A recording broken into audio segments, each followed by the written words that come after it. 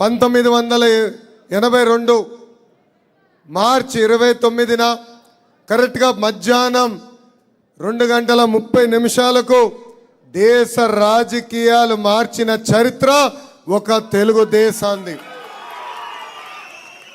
నేను తెలుగువాడిని, నా పార్టీ తెలుగుల ఆత్మగౌరవం నిలబడుతుంది, నాది తెలుగుదేశం పార్టీ అని విశ్వవిఖ్యాత నట సార్వభౌమ స్వర్గశ్రీ నందమూరి తారక రామారావు గారు గర్జించిన గొప్ప రోజు. తెలుగు జాతి కోసం జన్మించిన పార్టీ మన తెలుగుదేశం. తెలుగు వారి గుండె చొప్పు తెలుగుదేశం. మానవతానికి మానవ రూపం అన్న ఎన్టీఆర్. భారతదేశ చరిత్రలో ఏ రాజకీయ నాయకుడు ఆ సాహసం చేయలేదు. బండెక్కి 9 నెలలు ఒక్కరోజు కూడా విశ్రాంతి తీసుకోకుండా 35,000 కిలోమీటర్లు చైతన్య రథంలో తిరిగిన గొప్ప నాయకుడు అన్న ఎన్టీఆర్. అంతేకాదు, ఇంటిలో ఆయన కొడుకులు పెళ్ళుంటే మనందరి బాలయ్య, నా ఒక్కడ ముద్దల మావయ్య. బాలయ్య బాబు గారి పెళ్ళి ఒక పక్కన, ఇంకో పక్కన రామకృష్ణ గారి పెళ్ళి ఇంట్లో ఉన్నా కూడా ఆయన పెళ్ళికి రాలేదు. ఒక పవిత్రమైన బాధ్యత నేను చేస్తున్నాను, నేను బయటికి వెళ్ళాను, గెలిచిన తర్వాతనే ఇంటి గడప తొక్కుతానని చెప్పిన గొప్ప వ్యక్తి మన అన్న ఎన్టీఆర్. ఢిల్లీ అహంకారానికి తెలుగోడి ఆత్మగౌరవం మధ్యలో యుద్ధం జరిగింది. 9 నెలల్లో తెలుగుదేశం పార్టీకి అధికారం తీసుకొచ్చిన గొప్ప వ్యక్తి అన్న ఎన్టీఆర్. ఇంతేకాదు, దేశ చరిత్రలో ఈ రికార్డు ఎవరు బద్దలు కొట్టలేదు. రికార్డులు రాయాలన్నా, తిరిగి రాయాలన్నా ఒక తెలుగుదేశం పార్టీతోనే సాధ్యమవుతుంది. కార్యకర్తలంటే మన బలగం. ఆ పసుపు జెండా చూస్తేనే మనకెక్కడ లేని పౌరుషం. ప్రత్యర్థులు దాడి చేస్తుంటే ఏకంగా నామినేషన్ పత్రాలు లాక్కునేదానికి ప్రయత్నిస్తే తొడగొట్టి మీసాలు తిప్పిన అంజిరెడ్డి తాతనే మనందరికి ఒక దమ్ము.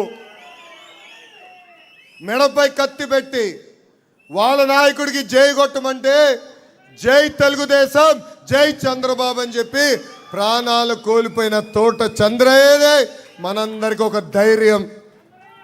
ఇంతేకాదు, ప్రత్యర్థి దాడిలో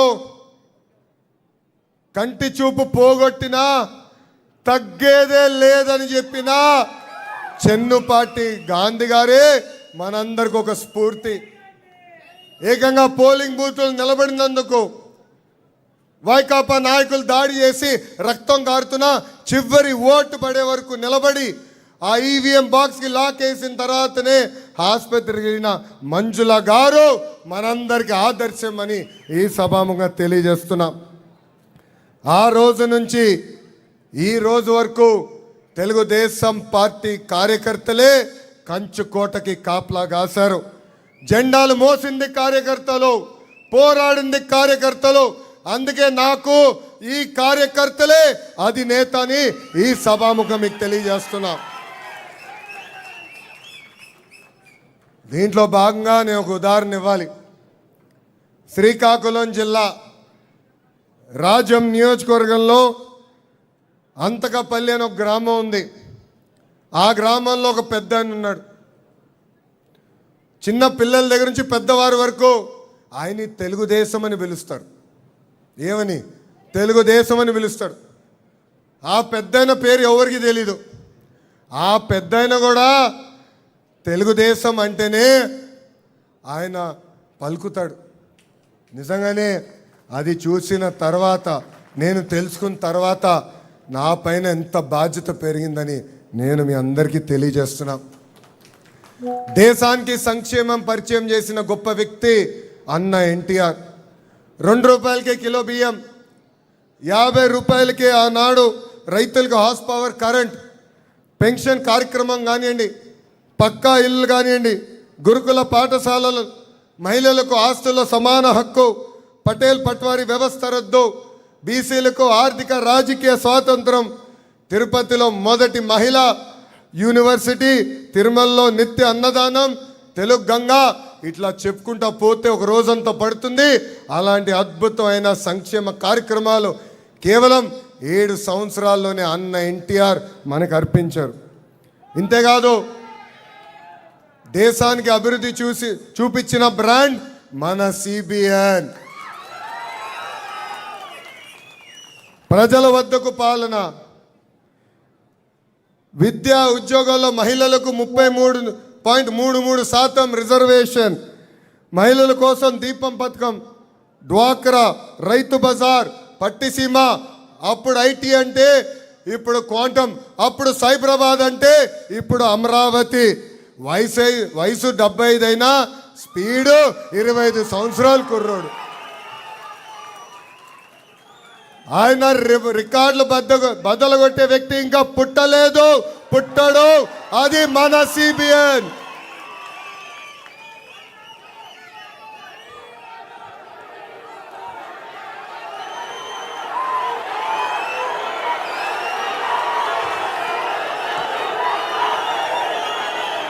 గల్లీ నుంచి ఢిల్లీ వరకు పసుపు జెండా పవర్ ఏంటో మనం చూపించాం.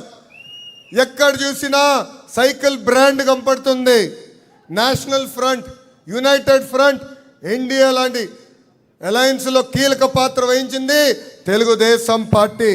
అంతేకాదు రాష్ట్రపతిగా అబ్దుల్ కలాం గారిని ప్రతిపాదించింది మన సిబిఎన్.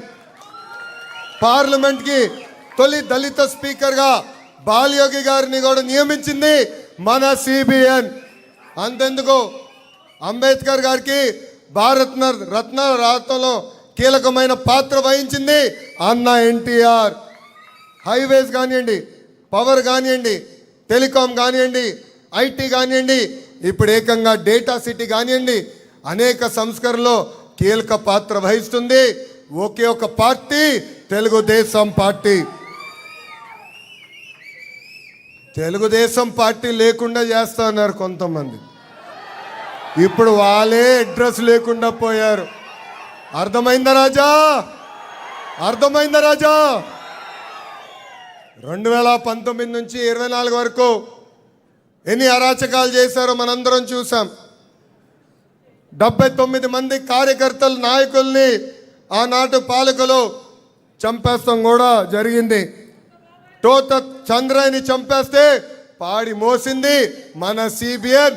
ఆ కుటుంబానికి ఈరోజు ప్రభుత్వ ఉద్యోగం కూడా ఇచ్చింది మన సిబిఎన్. కొన్ని రాజకీయ పార్టీలు వాళ్ళ స్వార్థం కోసం కార్యకర్తల చేత కత్తిబట్టిస్తారు. కానీ మన సిబిఎన్ కార్యకర్తల పిల్లలకి పుస్తకాలతో పట్టించారు. ఫ్యాక్షన్ దాడిలో మన కార్యకర్తలు చనిపోతే ఆ పిల్లల్ని స్వయంగా దత్తకు తీసుకుని చదివించి ప్రయోజకులుగా మార్చింది మన సిబిఎన్. నేను ఆ పిల్లల్ని పాదయాత్రలో కలిసా. ఒకరు డెలాయిట్, ఒకరు గూగుల్, అంతర్జాతీయ సంస్థల్లో వాళ్ళు పనిచేస్తాం కూడా జరుగుతుంది.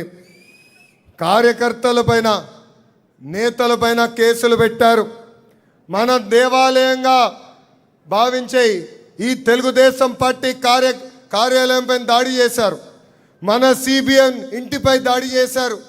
ఏం తప్పు చేయని మన సిబిఎన్ని 53 రోజుల్లో జైల్లో బంధించారు. వాళ్ళందరికీ చెప్తున్నా, క్లేమోర్ మైన్కే భయపడని బ్లడ్ మాది. మీరు పెట్టే కేసులు, దాడులకి మేము భయపడతామా? 2024 ఎన్నికల్లో 94% స్ట్రైక్ రేట్, 57% ఓట్ షేర్ వచ్చింది. 8 ఉమ్మడి జిల్లాలో క్లీన్ స్వీప్ ఎన్డీఏ సాధించింది. దేశంలో ఏ రాష్ట్రం చేయని విధంగా మనం సంక్షేమం చేస్తున్నాం. పెన్షన్ వృద్ధులకి 4,000 రూపాయలు, వికలాంగులకు 6,000 రూపాయలు, బెడ్కే పరిమితం అవుతే 15,000 రూపాయలు ఈరోజు మన సిబిఎన్ అందిస్తున్నారు. ఇక్కడున్న కార్యకర్తలు, రాష్ట్ర వ్యాప్తంగా ఉన్న కార్యకర్తలు ఆలోచించాలి. భారతదేశంలో ఏ రాష్ట్రంలో కూడా ఇంత పెన్షన్ ఇవ్వట్లేదు. ఇంతేకాదు, ఏకంగా దీపం పథకం ద్వారా ప్రతి ఏటా ఉచితంగా 3 గ్యాస్ సిలిండర్లు అందజేస్తున్నారు. ఇంట్లో ఎంతమంది పిల్లలుంటే అంతమంది పిల్లలకి తల్లికి వందనం ద్వారా 15,000 రూపాయలు మన సిబిఎన్ అందిస్తున్నారు. 16,347 టీచర్ పోస్టులు భర్తీ చేశాం. 6,000 కానిస్టేబుల్ పోస్టులు భర్తీ చేశాం. అంతేకాదు, మొన్న ఉగాదికి జాబ్ క్యాలెండర్ విడుదల చేశాం. 10,060 పోస్టులు ఈ జాబ్ క్యాలెండర్ ద్వారా సంవత్సరంలో భర్తీ చేస్తామని ఈ సభాముఖంగా యువకులకి నేను హామీ ఇస్తున్నా. నేను బయట ఎంత పోరాడుతున్నానో పార్టీ లోపల కూడా అంతే పోరాడుతున్నా. సంస్కరణ కోసం మనందరం కలిసికట్టుగా పోరాడాలి. కష్టపడుతున్న కార్యకర్తలు మనం గుర్తించాలి. ఆ పవిత్రమైన బాధ్యత నా పైన కూడా ఉంది. కష్టపడిన కార్యకర్తను గ్రామ స్థాయి నుంచి పాలిట్ బ్యూరో స్థాయి వరకు తీసుకెళ్లాల్సిన బాధ్యత మన పార్టీ పైన ఉంది. అందుకే మీరు చూడండి, ఈరోజు జాతీయ అధ్యక్షులు గారి పక్కన వెనకాల ఎవరు కూర్చున్నారో,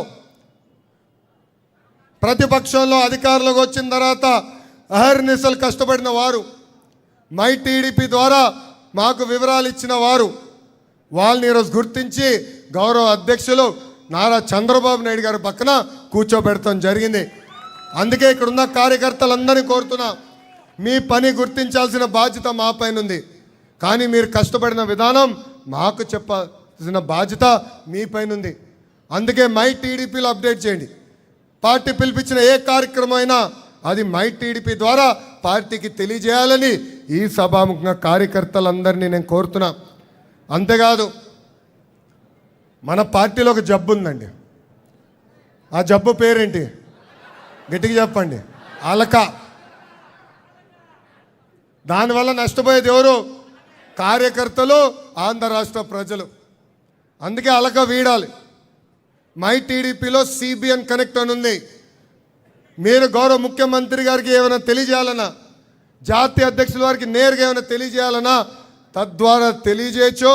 అందుకే ఆలక మానేయండి, అవసరం లేదని ఈ సభాముఖంగా కార్యకర్తలందరికీ నేను పిలిపిస్తున్నా. మనందరికీ అహంకారం వద్దు. గతంలో చూసాం, అహంకారం వస్తే 151 11కి పడిపోయింది. నాయకులందరినీ కోరుతున్నా, ప్రజల దగ్గరికి వెళ్ళాలి, కార్యకర్తల దగ్గరికి వెళ్ళాలి, పలకరించాలి, వాళ్ళ సమస్యలు ఏముందో నేరుగా తెలుసుకుని పరిష్కరించాలని ఈ సభాముఖ నాయకులందరికీ నేను పిలిపిస్తున్నా. ఈ మధ్యన జగన్ చూస్తుంటే బాధేస్తుందండి. ఆయనకి క్రెడిట్ చోరీ డిసార్డర్, అంటే క్రెడిట్ చోరీ జబ్బు. దాని పేరు సిసిడి అని నేను పెట్టి ఆయనకు వచ్చిందండి. మొన్నే నుంచుని ఏకంగా ఆసిలర్ మిత్తల్ ప్రాజెక్ట్ ఆంధ్ర రాష్ట్రానికి రావట్లేదు, లోకేష్ అబద్ధాలు చెప్తానంటాడు. భూమి పూజ అయిన తర్వాత ఏకంగా ఆయన బయటకు వచ్చి నేనే తీసుకొచ్చాను, వాళ్ళ భూమి నేనే గెట్టేచ్చా అంటాడు. పాపం ఆయనకి ఈ జబ్బు నుంచి త్వరగా కోలుకోవాలని ఈ సభాముఖంగా ఆ దేవుడు కూడా నేను ప్రార్థిస్తున్నా. తెలుగుదేశం పార్టీలో కార్యకర్తలే అధినేత. భారతదేశంలో ఏ పార్టీకి లేని విధంగా 1 కోటి మంది కార్యకర్తలు తెలుగుదేశం పార్టీకే సొంతం. అందుకే ఈరోజు చూస్తే గతంలో ప్రమాద బీమా కింద 2 లక్షల రూపాయలు వస్తే ఇప్పుడు అది ఏకంగా 5 లక్షల రూపాయలకి పెంచారు మన సిబిఎన్. ఇప్పటి వరకు కార్యకర్తల సంక్షేమం కోసం 150 కోట్ల రూపాయలు ఖర్చు పెట్టిన ఏకైక పార్టీ మన తెలుగుదేశం. ఈ 44వ ఆవిర్భావ దినోత్సవం సందర్భంగా మొదటి విడతలో క్లస్టర్ యూనిట్ బూత్, జాతీయ రాష్ట్ర మండల్ డివిజన్ గ్రామ కమిటీలు ఉన్న వాళ్ళందరికీ ఉచితంగా హెల్త్ చెకప్ చేసి ఫాలో అప్ కేర్ కూడా అందిస్తామని వాళ్ళందరికీ నేను హామీ ఇస్తున్నాను. ఈరోజు ఒక పవిత్రమైన రోజు. మనందరం ఇక్కడ కూర్చోగలుగుతున్నాం అంటే మన ముందల ఎంతోమంది త్యాగాలు చేశారు. వాళ్ళందరినీ జీవితాంతం గుర్తుపెట్టుకోవాలని ఇక్కడున్న కార్యకర్తలందరికీ నేను పిలిపిస్తూ నాకు ఇంత అద్భుతమైన అవకాశం ఇచ్చిన మీ అందరికీ పేరు పేరున నా హృదయపూర్వక ధన్యవాదాలు తెలుపుకుంటూ మీ అందరి దగ్గర నుంచి సెలవు తీసుకుంటున్నాను. జోహార్ అన్న ఎన్టీఆర్, జోహార్ అన్న ఎన్టీఆర్. చంద్రబాబు నాయుడు గారి నాయకత్వం, చంద్రబాబు నాయుడు గారి నాయకత్వం. జై తెలుగుదేశం, జై తెలుగుదేశం, జై హింద్.